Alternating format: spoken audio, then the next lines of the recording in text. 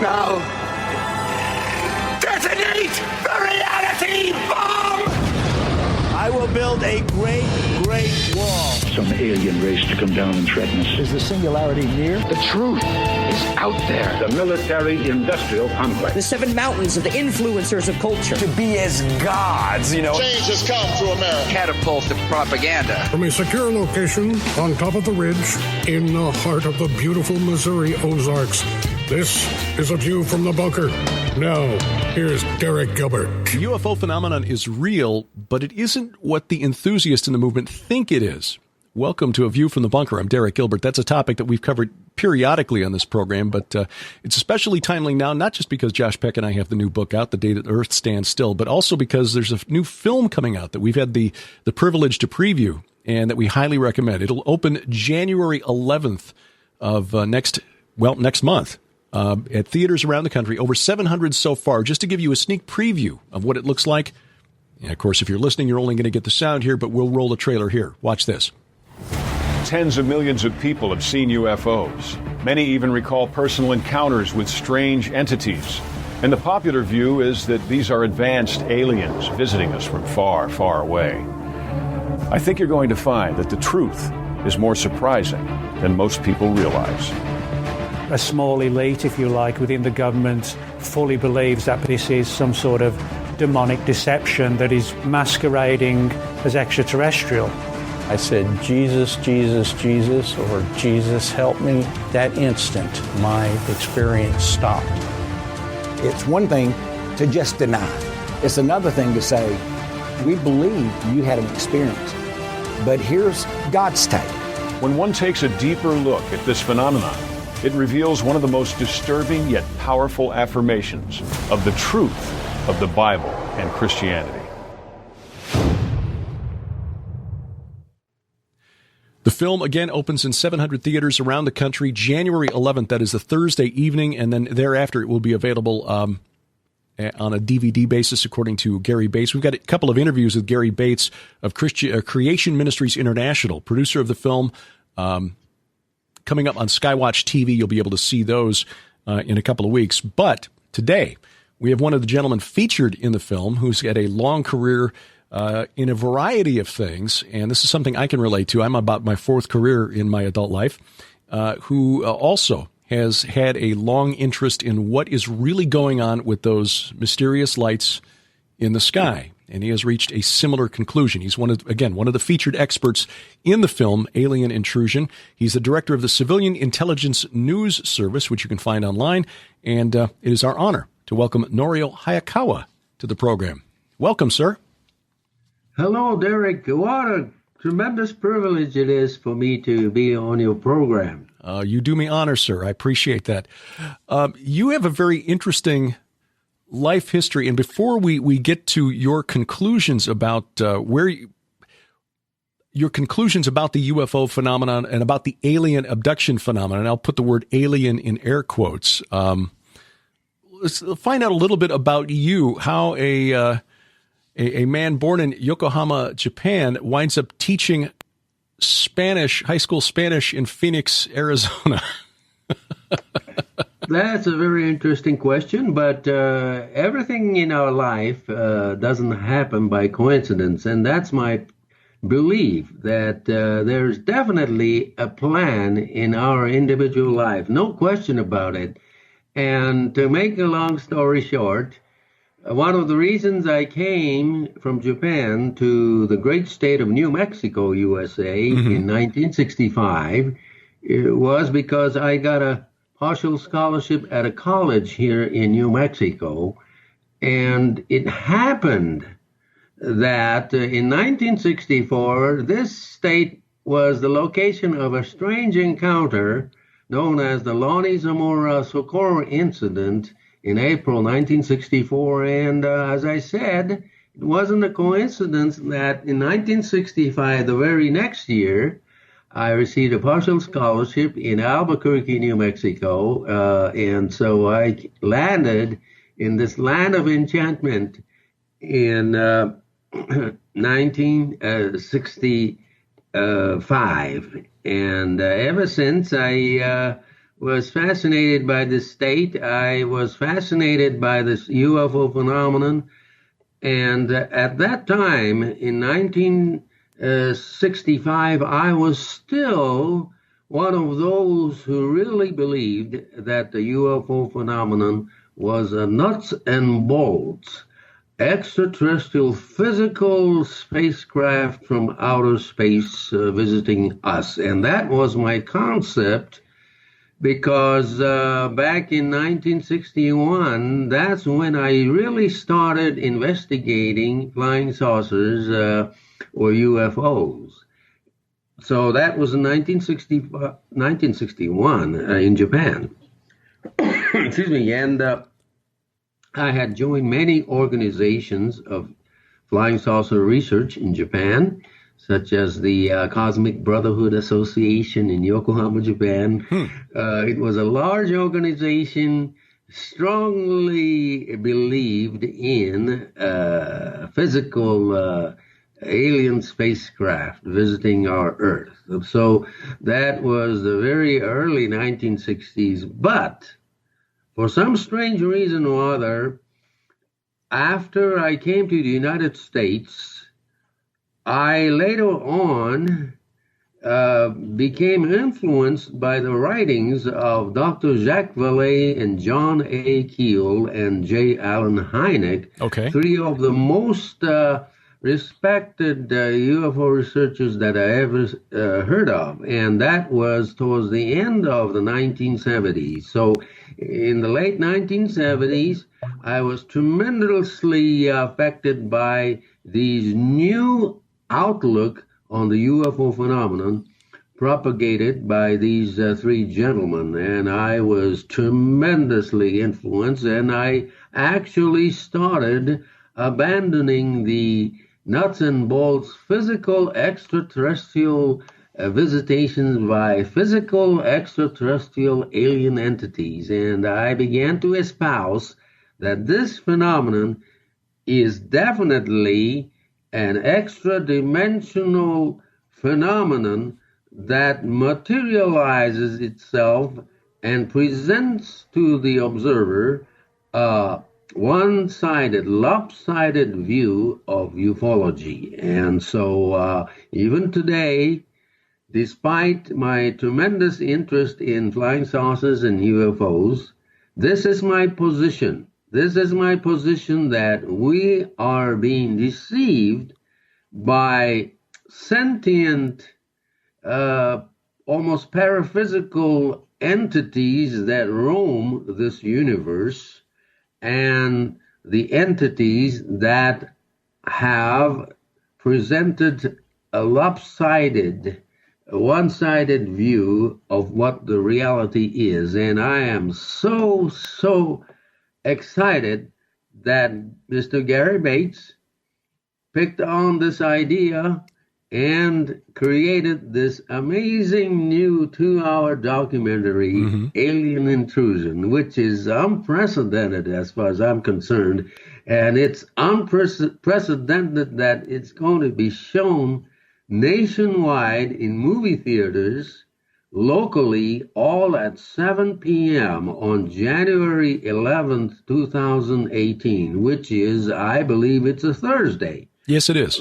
The reason why it's Thursday is because most movie theaters start new movies on Friday.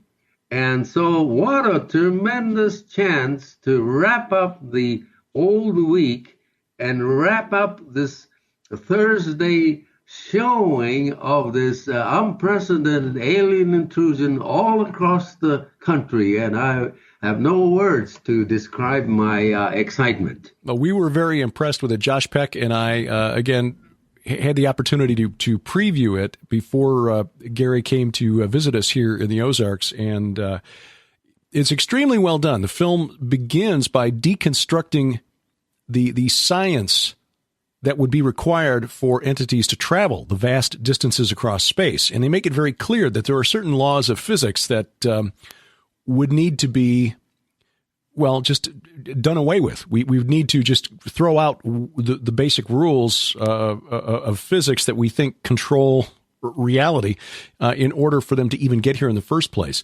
which in the words of Arthur Conan Doyle, writing for Sherlock Holmes, once you start eliminating the improbable, whatever, or the impossible, whatever's left, regardless of how improbable, must be the truth. So by eliminating the impossible, which is the ability to cross space without violating the laws of physics, there are certain options that are left to us to explain these phenomena. So let's dig into that just a little bit more.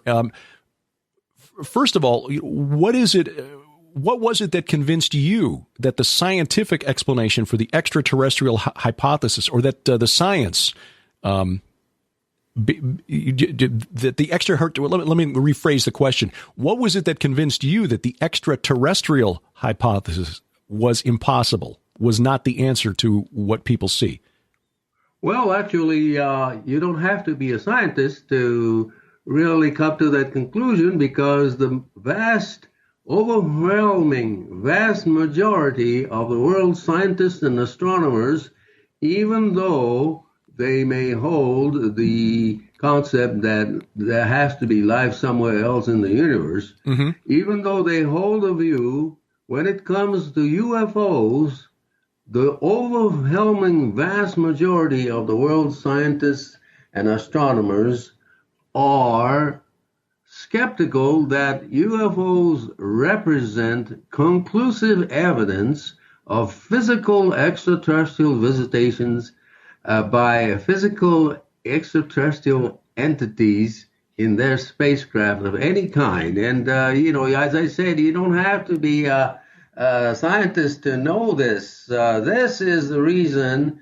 why many of the researchers who used to be tremendous supporters of extraterrestrial hypothesis of the origins of UFOs and the UFO phenomenon have actually gone to the other direction. And I can name, as I mentioned, Dr. Jacques Vallée, Dr. J. Allen Hynek, who used to work with the Air Force, even authors like John A. Keel, who used to write some amazing stuff. They all join this movement. And so I'm so happy that folks like Guy Malone and Joseph G. Jordan and, Nick Redfern. And I was pretty surprised and pleasantly surprised that Nick Redfern did play a very important role in this concept. And so anyway, many of these researchers have gone from the ETH to the fallen and the malevolent. Yes. And this is my conclusion, that this phenomenon is definitely showing the signs of malevolence. And, what I'm trying to say is that these are physical materializations of sentient paraphysical entities that roam this universe, and they have always roamed this vast universe ever since there was a cosmic revolt eons ago in this universe, led by Lucifer. And so these sentient entities, the only thing they can do is to confuse us and to pose as highly advanced extraterrestrial emissaries from advanced extraterrestrial civilization. In other words, posing as ETs.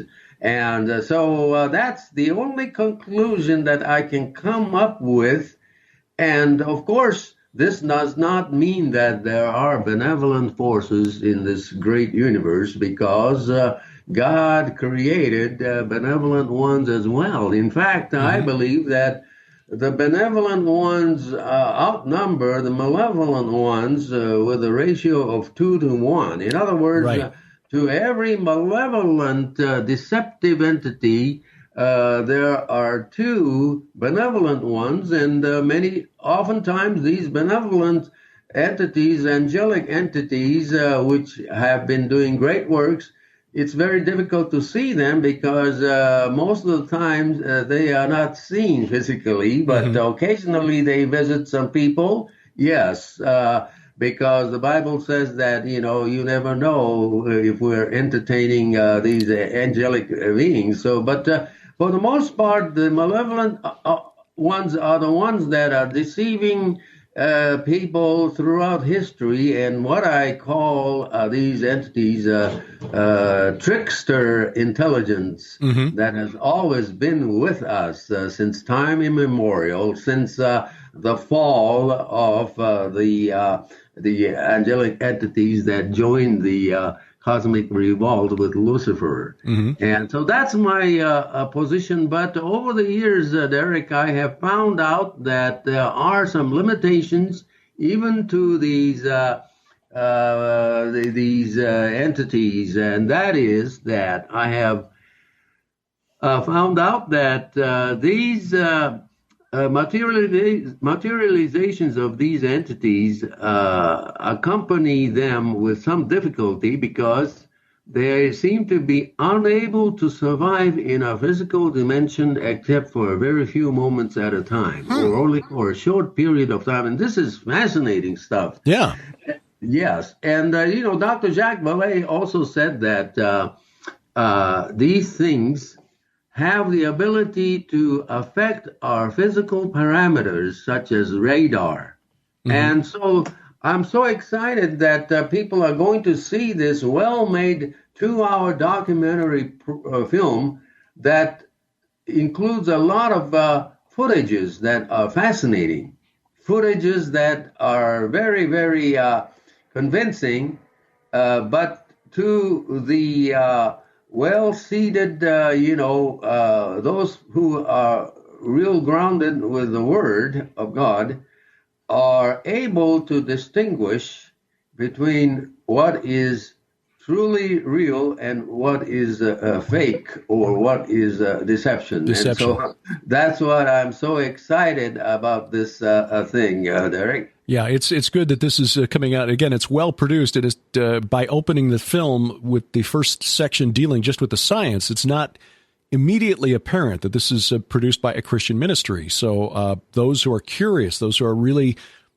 wanting to know, those who are genuinely seeking answers may well find themselves more interested in the subject than they would if Mr. Bates had chosen to jump right in with the Christian or the biblical response to these things. Now, the thing that I'm curious about, you've mentioned Jacques Vallée, who is obviously one of the most respected researchers in the field because he's an honest researcher. He's the one who asked the question, and we'll talk about this in a little bit, the Dulce base, because I know you've done research on that as well, who asked the question of the true believers in the existence of this underground base, who takes out the trash? What was it about the work of Vallée, of John Keel, who listeners may know was the author of the book that was transformed, changed somewhat from his original book, but the book that inspired the movie, The Mothman Prophecies, and Dr. J. Allen Hynek? What was it about their work in the late 70s that began to convince you that this was a deception being worked on humanity, that these entities were not what they said they were? Well, I guess I was very impressed with the work of Dr. Jacques Vallée in as far as the historical reports of people seeing some strange things in the sky from time immemorial. For example, in the medieval era, people seeing flying shields and all kinds of stuff that indicative of the culture and the condition of the population and civilization of that time. Okay, seeing things that they could relate to, that they could understand, given their level of technology. Exactly, and this is the reason why in the late 1700s and early 1800s, people in the United States have begun to see some crude-looking airship-like UFOs that seem to indicate the beginning of a change in technologies. And so later on, of course, airships were, produced and so on. So as I said, things like this is indicative that these things adjust to the cultural understanding of the era. In the modern space age, many of these objects began to take more aerodynamic forms. And also, what's interesting, Derek, is that in the 1980s, many people in the East Coast have begun to see some humongous black triangular craft all over the eastern part of the United States. And right. That was also coincidentally the time where the United States Air Force was producing and experimenting with prototypes of stealth programs. But the actual items that people were seeing were different. They were humongously, a humongous aircraft, 5 or 6 times the football field size, and absolutely silently floating, and which was definitely not the work of the United States Air Force. The United States Air Force had never had anything like that the people had seen, namely humongous, tremendous black triangular object making absolutely no sound and able to hover, as well as able to suddenly disappear as if materializing. So this is not the work of the United States Air Force. This is the work of those entities that at least try to present the image of what they want to see in, what the people wanted to see. And so, yes, this is quite interesting, and I came to the same conclusion. And by the way, Dr. Jacques Vallée and John A. Keel, now these are not renowned men of,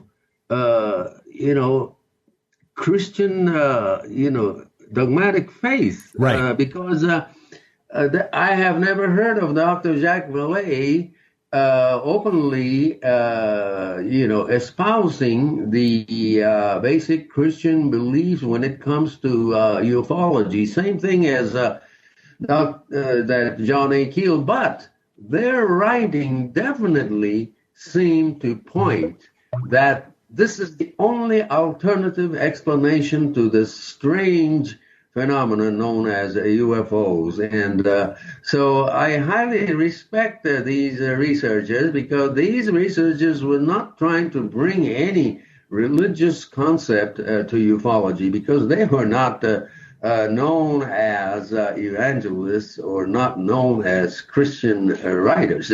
But yet their conclusion seemed to point out to the similar direction. And this is why I believe it's so believable that these gentlemen have begun to present these alternative theories of the UFO phenomenon.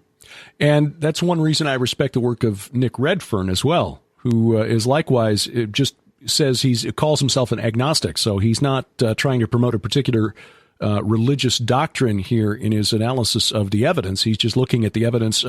In fact, his most recent book on the Roswell incident comes to the conclusion that it was most likely a government cover-up of a project that the government didn't want, Russia to know for sure, but didn't want the American public to know about either. So that is interesting that you got researchers who, when they follow the evidence and do so honestly, come to the conclusion that it isn't a physical phenomenon. And I like the way you put it about a month ago at your website, and I'll put a link to your website in the show notes for this broadcast, the Civilian Intelligence News Service, and I quote, "UFO phenomenon does not constitute conclusive evidence of actual physical ET visitations by physical extraterrestrial biological entities piloting or maneuvering physical extraterrestrial spacecraft of any kind," end quote.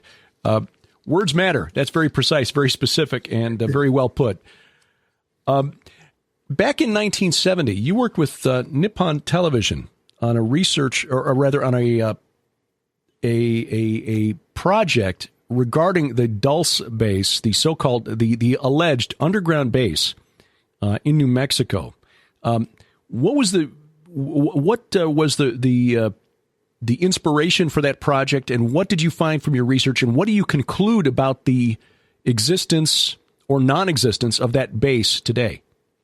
Well, this is a very important topic, Derek, and it's a topic that is very dear to me because both Area 51 in Nevada and the alleged Dulce base in New Mexico both have been a favorite topic of mine for many, many years. And whilst Area 51 now is well known as a very important military research development and testing program in the United States. Everybody knows that. It's a very important facility, and it's real.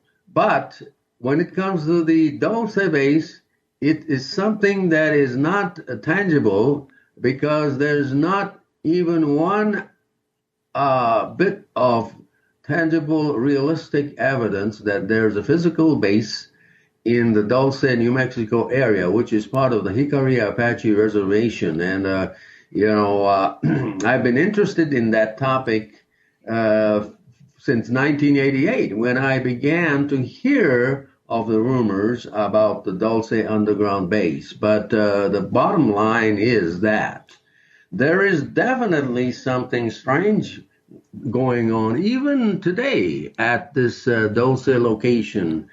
Because it's located in a remote area of New Mexico, inhabited by Native Americans with a deep cultures, spiritual cultures and beliefs. And it seems to me to be a very idealistic location for any governmental agency to conduct any kind of a psychological operation tests regarding beliefs and so on, and so this is the reason why my interest in Dulce goes to the 1988 era, and but we have to bear in mind that northwestern New Mexico is very important in the sense that the United States government already in 1967 exploded a nuclear device near Dulce, New Mexico, in 1967, under the name of Project Gas Buggy, which was a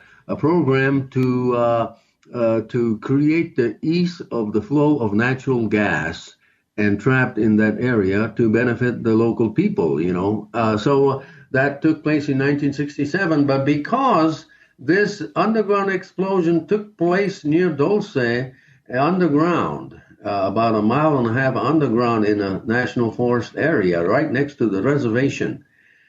Because this explosion took place underground, later on, somehow rumors started happening that the government was exploding this device to create some cavity or to destroy some entities that were already inhabiting allegedly in these areas. And so that's where the rumors started coming. And then, of course, the rumors started coming because of this very same experiment conducted by the Department of Energy or the Atomic Energy Commission in 1967. And that is that by exploding this device, atomic device, it was under the project, the Peace Atom for Peace program after World War II. There were several other locations in New Mexico that was part of this program, but it became apparent that in the 1970s, 10 years after the explosion, some form of radiation may have leaked out in that area, affecting cattle and other animals. And so how rumors started happening that the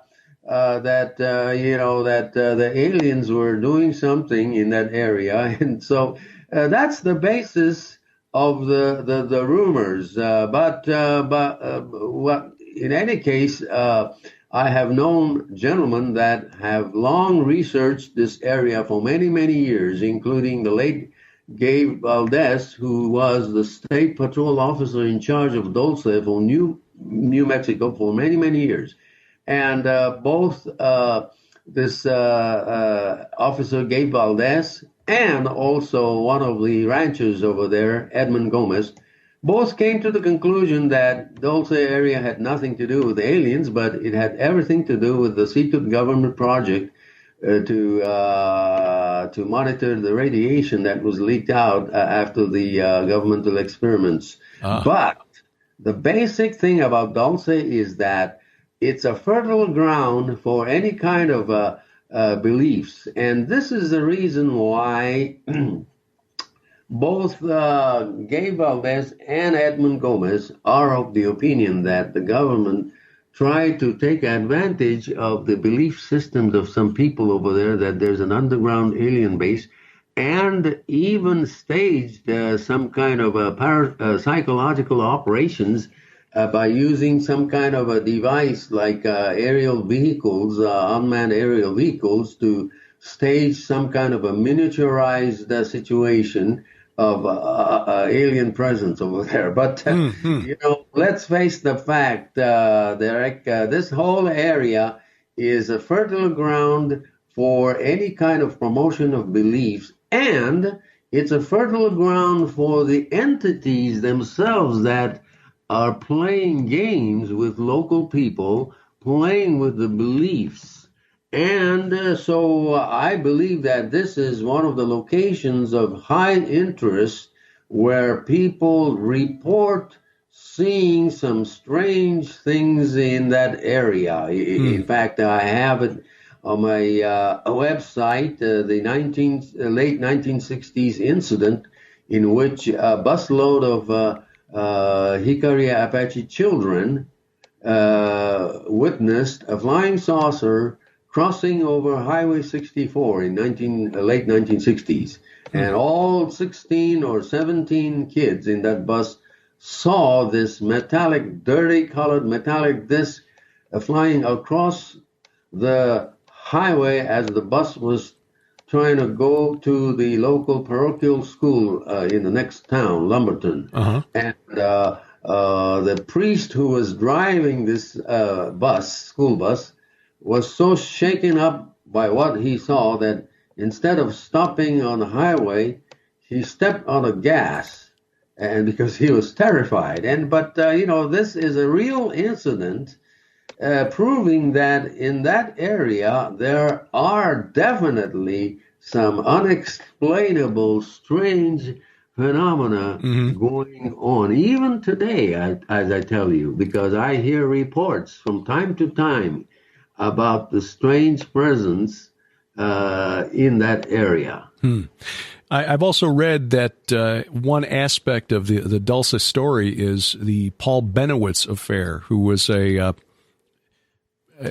entrepreneur who was selling equipment to the United States Air Force at the air base near Albuquerque, and was contacted by an Air Force intelligence officer and a writer who had been responsible for writing the first big book on the Roswell incident. Exactly. And that would be William Moore, the Air Force officer Richard Doty.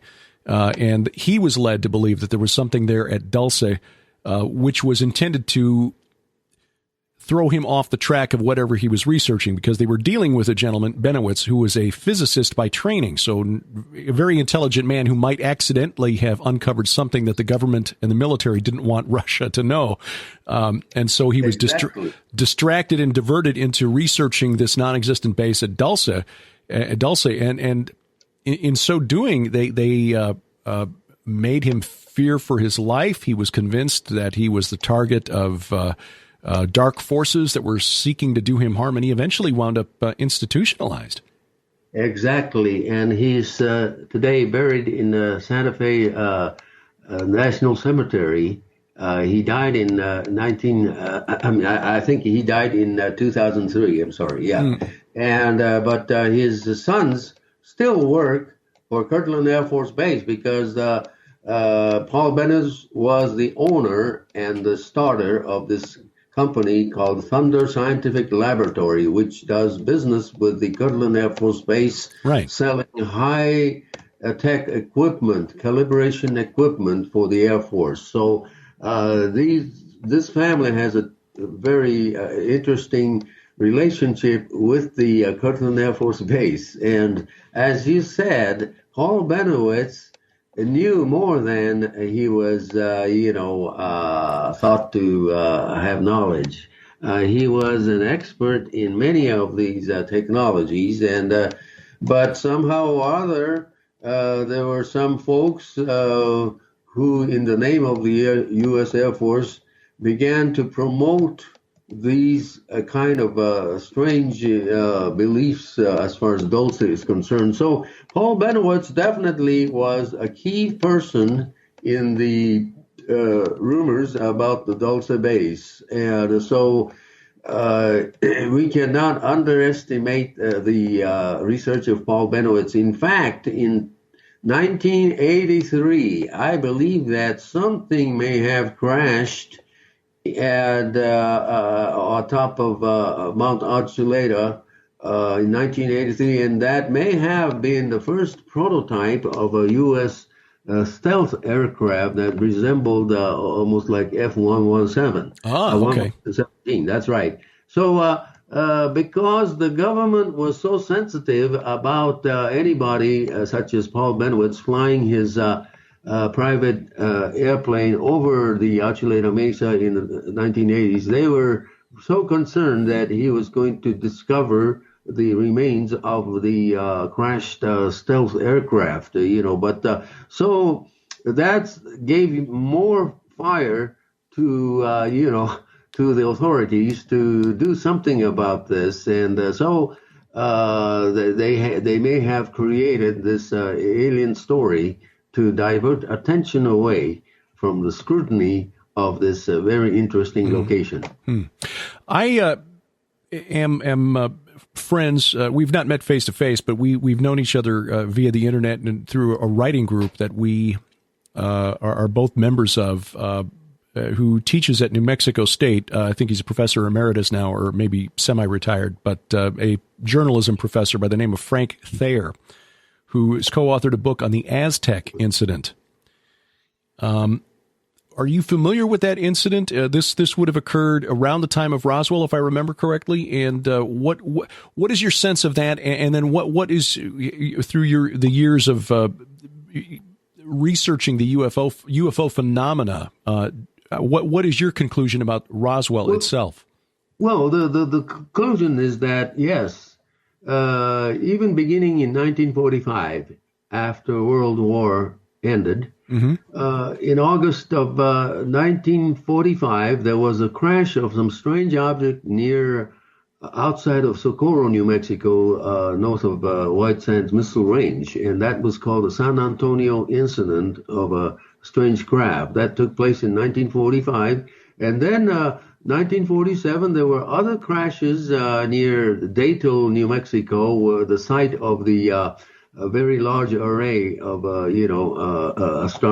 astronomical facilities over there. So the plains of San Agustin, something crashed over there.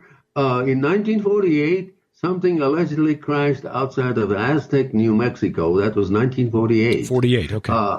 That's right. And 1950, hundreds and hundreds of people in Farmington, New Mexico had witnessed for 3 days in a row during the daytime, hundreds of objects that were silverish, making formation over the city of Farmington in 1950. And so this indicates that this entire state of New Mexico, especially the northwestern Four Corners area, have always been a location of some fascinating events and incidents. And I cannot really tell what actually happened, but New Mexico being New Mexico for what it is, it's the leading edge location of a United States leading edge military technological development, research, and testing location. It has the entire state of New Mexico has a population of only 2 million, but yet it's the 5th largest state in the union, with lots and lots of open space. And this is the reason why New Mexico has always been important ever since the development of atomic energy. In other words, starting with the atomic bomb. In 1945, they tested this atomic things, and it's a very important location from many, many angles. And to find out that by 1947, lot of things were taking place in this desert state of New Mexico. As you mentioned, something allegedly crashed outside of Aztec, New Mexico, which is an hour drive away from Dulce and an hour drive away from Farmington. See, so what can you say except the fact that there are paraphysical activities in this state that no one can deny? Yeah. Even though we don't have any physical evidence of any landing of extraterrestrial physical craft, the events and incidents have been there. So what I'm trying to say is that, yes, I believe that there are in this world paraphysical phenomenon that materializes and deceives people by presenting themselves as alien entities in contact with the human population and to interact with the human population. And so this is my take on the Roswell incident. Nobody knows what really happened, but Roswell became the focal point of a long history of deception as far as the bringing to the minds of people a twisted notion of extraterrestrial phenomenon. You say that you've concluded that it's your conclusion that these entities are malevolent. What is their end game, and why do they choose to use this deception as part of their grand plan against, for the harm of humanity? What are they trying to accomplish, and how does this fit into their plan?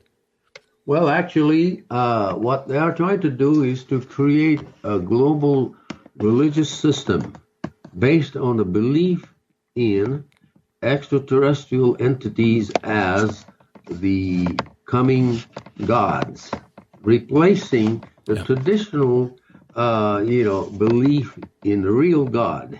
And so this is the purpose, is to create a global government of some sort based on a global religion that everybody in the world can be attracted to. And this is happening. The belief in UFOs and the belief in aliens, physical aliens, are becoming rapidly a new religion. No question about it. Oh, absolutely. No question about it.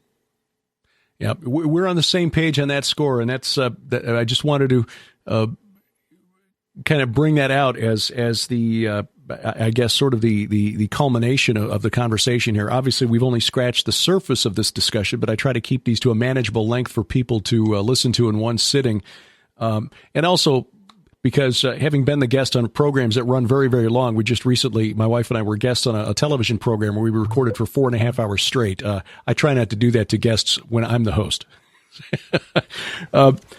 What would you say your hope is, coming back to the film Alien Intrusion, in which you, along with our friends Guy Malone, Joe Jordan, our new friend Joyce Ahrens, who we had the opportunity to meet down in Roswell recently, Nick Redfern, whom I've interviewed in the past, a number of others are featured. What do you hope that people take away from this film, Alien Intrusion? Well, actually, this film does a great thing because it brings about the reality of the experiencers. The experiencers are those who claim to have direct experience with the alien entities, namely through this phenomenon called alien abduction. And to the experiencer, the experience is real, just as real as it can be. So this film does not try to underestimate the alien abduction phenomena, because the alien abduction phenomena is a reality to those who experience it.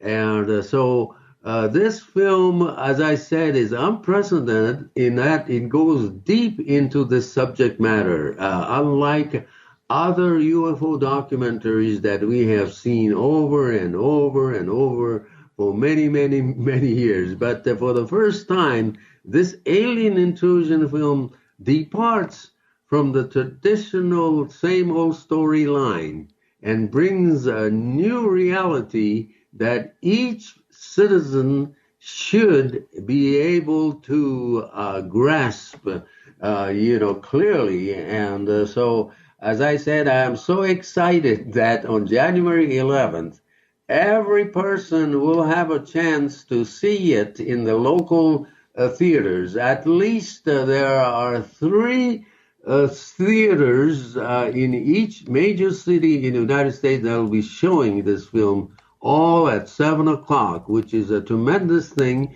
And I hope as the time comes along in late December, there will be some kind of a news exposure about this fascinating film and this fascinating way to present to the brainwashed folks all across the country to get real. And I'm telling you that this film is as real as it can be. And this is what it means when we say get real. And the only way to get real is to grasp this truth, grasp this final truth that we are being intruded by these entities as part of possibly the final plan for the unseen force to bring about a global deception. Hopefully, not right away, but you never know, because we are living in some unstable times. Yes, we are. We really need this to really bring a total revolution of the mind throughout the world. Yeah, I agree. As you were talking, I looked to the website alienintrusion.com, and there's a search engine there where people can punch in their zip code or the city that they live in and find theaters in their area where the movie will be shown on that night. And here, even in our little town of 1,400 people in the middle of the Missouri Ozarks, there are 3 theaters within 50 miles of us that'll be showing it, one in Springfield, one in Joplin, one in Fayetteville, Arkansas. So there probably is one near you, listener, where you'll be able to watch this film on Thursday, January 11th of 2018. And again, between this program and the showing of the theater, we'll have a couple of broadcasts on Skywatch TV with Gary Bates about the film, and you'll have an opportunity to see the trailer and hear more from Gary Bates himself about the making of the film and what he hopes to accomplish with the movie. We are very much on the same page, Norio. The new book that Josh and I have been honored to have published by Tom Horn's Defender Publishing is coming to the same conclusion, covering much of the same territory, digging a little deeper into the history of the ancient aliens hypothesis, which is so popular these days, and finding, to our surprise, that it comes right out of the works of Helena Blavatsky and Aleister Crowley, with a little H.P. Lovecraft thrown in for spice, and suddenly that's the premise on which von Daniken and Sitchin build all of their house of cards. And sadly, many people, millions of people, have fallen for that very clever deception. So this film, and based on Gary Bates' book, Alien Intrusion, which is available as well for people who want to read the book, very timely and very much needed in these days. And again, appreciate your research and your willingness to share it. Again, an honor to talk with you, and I hope that we can do it again sometime. Definitely. Thank you so much, Derek, for bringing this subject up, and hopefully you will make this an hour worth of YouTube, because, you can do a lot of good by presenting this on a YouTube format. Yes. Because we still have time, and let's do it. Let's do it, and let's bring the truth to the public. Amen. Again, in the show notes at vftb.net or below this video, if you're watching at youtube.com/Derek Gilbert, I'll put a link to where you can find Norio Hayakawa's Civilian Intelligence, Civilian Intelligence News Service, where he collates and posts information from the world of the, shall we say, paraphysical. I like that word, paraphysical, essentially meaning it's real, but it's not extraterrestrial, it's extra-dimensional.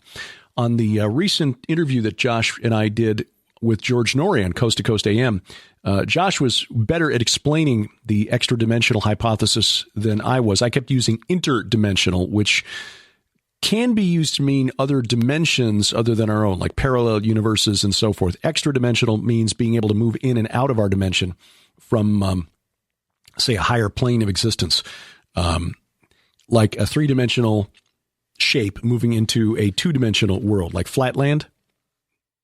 That's kind of what we mean in the book Extra-Dimensional, but I was misusing the terminology. So Norio, he's on board with that. He's been researching this topic a lot deeper and a lot longer than I have. So glad to see that at least I'm finally getting my head around it the right way. And, of course, Josh, he's smarter than me anyway, so he's already got his head around that. Some fascinating stuff and interesting that I definitely need to talk to him again, because I know in the 45 minutes that we had, there were a few points raised that I had to let go in order to keep the program to a manageable length. For example, the idea that these entities, these extra-dimensional entities, these paraphysical entities, seem to have difficulty remaining in our plane of existence for any length of time. That's interesting. That is curious. Need to dig deeper into that, but that was a judgment call during the interview that I let that thread drop. Just so you know that I know that's a topic I got to follow up on and do more digging into. Definitely will be talking to Norio Hayakawa again. Coming up on the schedule here on A View from the Bunker, this being the 17th of December, as this is posted, if you're listening to this in the archives, who knows when you're listening to it. But coming up on December 24th, assuming you're listening to it shortly after it's uploaded, we will reprise a program that I posted several years ago when the outcry, the pushback by Christians against Christmas began to reach a level that I found disturbing. We are now living in an age in America where not only is it controversial to say, hey, I identify as a man, but for Christians to say Merry Christmas to other Christians. So this year doesn't seem to be quite as loud as last year. I will say that. So that's a good thing. Or maybe I've just, blocked enough people that I'm not hearing it as often as I used to. And I hate to say that because I don't want to shut anybody out, but there are some people who won't be convinced by evidence. Well, that's fine. My point is not to tell anybody, as with the flat earth theory, look, if you believe the earth is flat, fine. I don't care. I really honestly don't. Just please do me the courtesy of assuming that I have looked into this. I have carefully weighed the evidence. I have prayed about it. Jesus Christ is my Lord and Savior. There is no path to the Father except through him. Salvation is by grace alone, through faith alone, in Jesus Christ alone. But I still believe the earth is a globe. And Christmas did not begin as the appropriation, stealing, copying a pagan holiday. It is not about Nimrod. It is not about Baal. It is not about Sol Invictus. It is not about Mithras. It is not about Horus. It is not about any number of other ancient pagan celebrations that fall around the time of the winter solstice. The early church didn't think so, and they were closer to it than we were, and they were far more sensitive about pagan influences on what they believed, working their way into the church, because many of them had just come out of paganism. Most of us in America today wouldn't recognize a pagan if one came up and hit us in the face with a fish and called it Dagon. But again, I understand the discomfort many Christians feel regarding the pagan traditions, and especially the secular commercial traditions that have become attached to Christmas over the years. I do understand that. And I'm sympathetic toward it.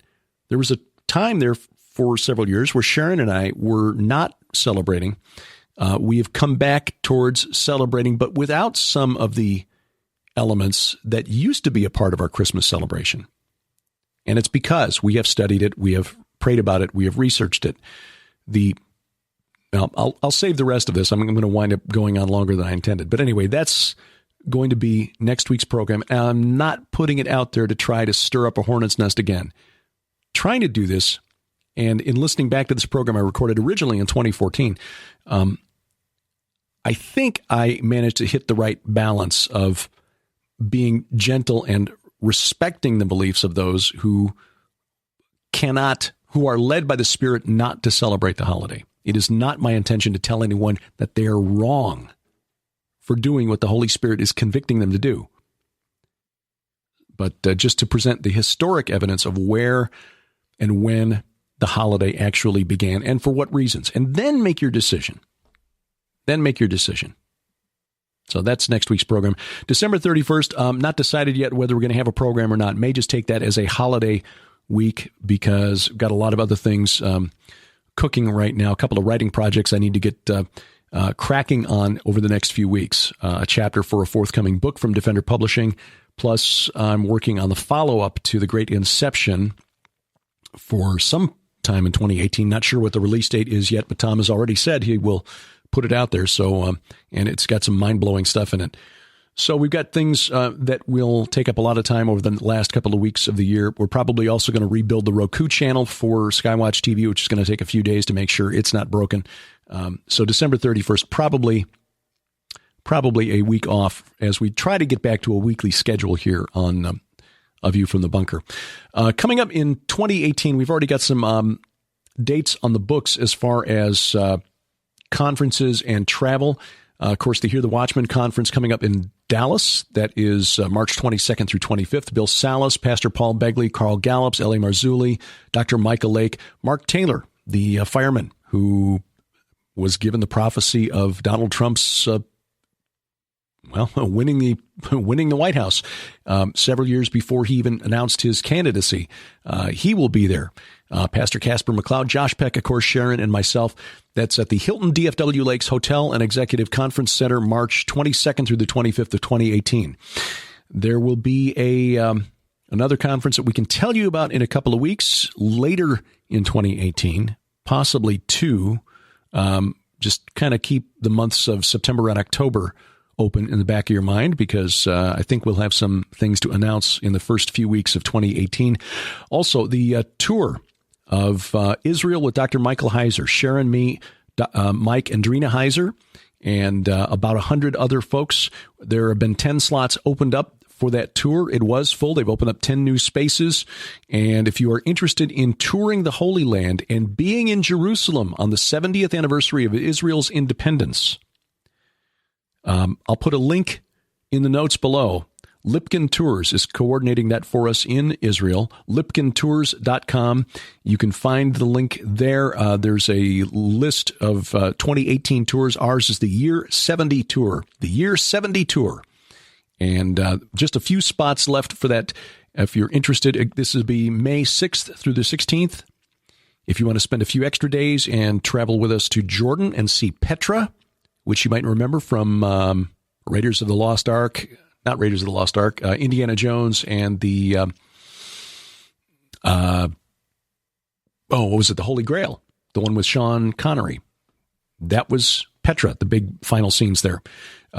Anyway, just a few slots left. So lipkintours.com or check the link in the show notes. And then May 20th through the 27th, the True Legends expedition to Rome and Sardinia. We'll be seeing the Neuralgic Towers, the megalithic structures there on the island of Sardinia called Tombs of the Giants that date back to the ancient Phoenicians and their ancestors, the Canaanites, the Amorites, which ties in with my research from the book The Great Inception and the follow-up that I'm working on for 2018. So we're looking forward to that. If you want more information about that, and there are only a few spaces left in that expedition, Sharon, me, Steve Quayle, Timothy Alberino, and about 30 people, TrueLegendsTheSeries.com, TrueLegendsTheSeries.com, or check the show notes below. My book with Josh is now available. It is shipping now. These books arrive from the printer, and so if you've ordered that special package from the Skywatch TV store, I pray it'll be arriving soon. It is a heck of a deal. Besides The Day the Earth Stands Still, we've got the 2 Mike Heiser novels about the UFO phenomenon, The Facade and The Portent, what he calls faction. Fiction, but all based on actual documentation and research into the UFO phenomenon. Josh Peck's Unraveling the Multiverse, which is updated and revised editions of Quantum Creation and Cherubim Chariots, and exclusive video interviews never seen anywhere before. 5 DVDs, including Gary Stearman, Chuck Missler, Joe Jordan, Paul McGuire, Joyce Ahrens, Mike Heiser, Guy Malone, Russ Dizdar, Stan Dale, Chris Putnam, Daryl Sims, the Alien Hunter. That one is jaw-dropping, and so is the interview with Joyce Ahrens. Jaw-dropping. And L.A. Marzulli, all included in this 5 DVD package that we call Project Stargate. Also, Tom's video series, or rather audio series, Tom's audio series, The Secret Vatican and Alien Antichrist Connection, all of that available, skywatchtvstore.com, skywatchtvstore.com. We're available on Spreaker now. You can find this, the audio for A View from the Bunker, along with our weekly Gilbert House Bible study, Gilbert House Fellowship Bible study, and PID Radio. Sharon and I are back to producing PID Radio on a weekly basis. You'll find all of that at Spreaker, and I'll put a link to that in the show notes below. In fact, they've got RSS feed there, where if you click that and paste it into your iTunes or other podcatcher, you can get all of our stuff in one big mega feed. About 3 hours of new podcast content a week between View from the Bunker, PID Radio, and the Gilbert House Fellowship Bible Study. Hey, coming in January, we're going to start doing a study on the Book of Enoch. Yeah, in addition to the regular Old Testament stuff. So you'll find that in the show notes below. Give us a review, Spreaker, iTunes, Stitcher, or wherever else you find us, which of course is wherever fine podcasts or Pine Podcasts are sold. You'll find us also at Facebook. Give us a like there, facebook.com/View from the Bunker, which is a production of Gilbert House and released under Creative Commons Attribution, Non-Commercial No Derivatives 4.0 International License. The opening theme by Kevin MacLeod, his website, www.incompetech.com. The closing, or rather the opening announcer, is D.C. Good. We wrestle not against flesh and blood. I'm Derek Gilbert, and this is A View from the Bunker.